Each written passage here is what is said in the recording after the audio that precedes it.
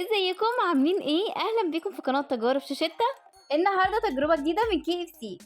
رحت عشان اجرب السندوتش الجديد من كنتاكي وهو برجر موتزاريلا. اكيد طبعا شفتوا اعلاناته في كل حتة. تعالوا نشوف مكونات الوجبة ايه. اولا سعر الوجبة دي 143 جنيه بالرسوم والضريبة.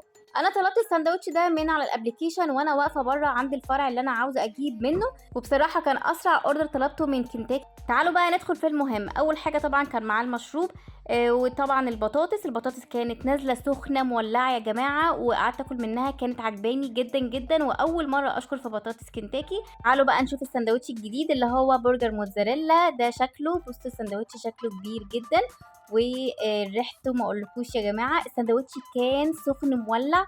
احلى حاجه النهارده حصلت ان انا خدت الاكل سخن مولع وكان فريش، يعني البطاطس كانت فريش وسخنه والساندوتش. تعالوا نشوف المكونات بتاعت الساندوتش. طبعا خس، وفي صوص ابيض كده، ودي قطعه الجبنه الموتزاريلا المقليه، وتحتيها اللي هي الجبنه الشيدر، وكمان قطعه التشيكن فلي، وتحت خالص التركي. والساندوتش كان شكله شهي جدا يا جماعه بجد.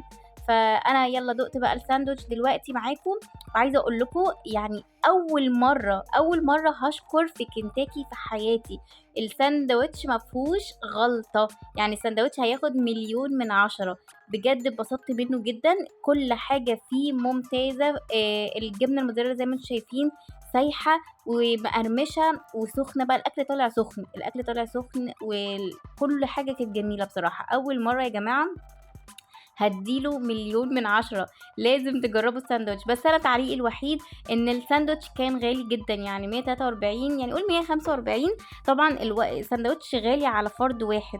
لو كان ب100 يعني يبقى كده سعره كان هيبقى ممتاز.